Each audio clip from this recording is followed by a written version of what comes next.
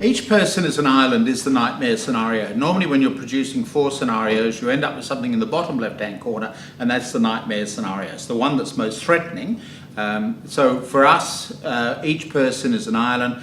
Has meant that the Australian economy has not fully recovered. It just continues to limp along.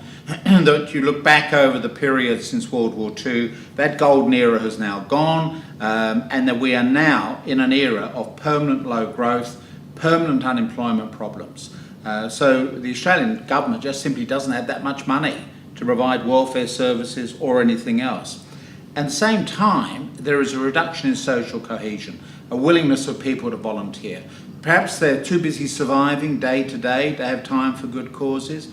Perhaps there's been an increase in crime, and so people really don't want to be out on the road any more than is necessary for fear that something might happen to them. So it's a very dark, threatening environment in which these people will operate. And so we therefore just see eventually the winding up of Meals on Wheels along with a lot of the other voluntary organisations. People just don't want to join voluntary organisations. It's just too risky to be doing anything like that. You've got to focus on yourself and your own survival.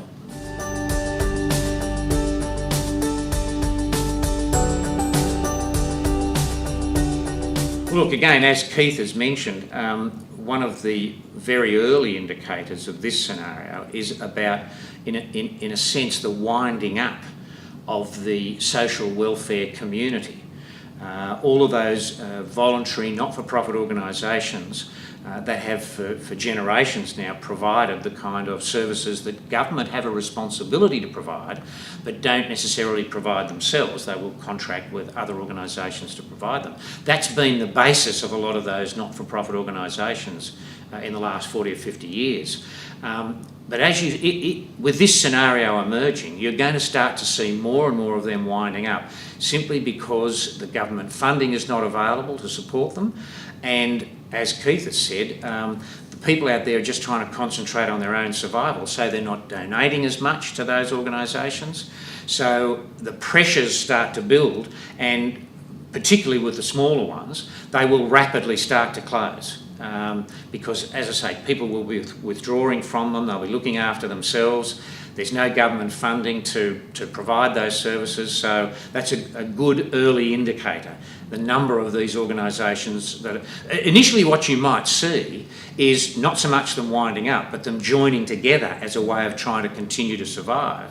But then you'll start to see even the joined ones starting to wind up simply because the funding's not available. There'll also be an increase in there'll be a flourishing, if you like, of the Uber-style services because these depend on individual initiative, individuals going out and doing it, not getting together and working as a group, but doing it individually. And Uber is a good example of that, where you have people who are unemployed, but they've got a car.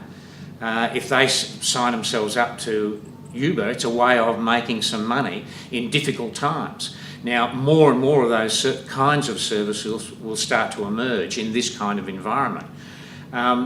And there'll also be a significant increase in the number of working poor.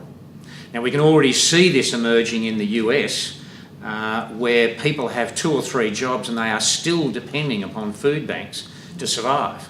Because if you look at what's happened in the US in the last few years, since the 2008 crisis, the government boasts about the number of jobs that have been created, but when you actually go and look at the jobs that are being created, they're service industry jobs, they're bartenders, waitresses, all this sort of thing.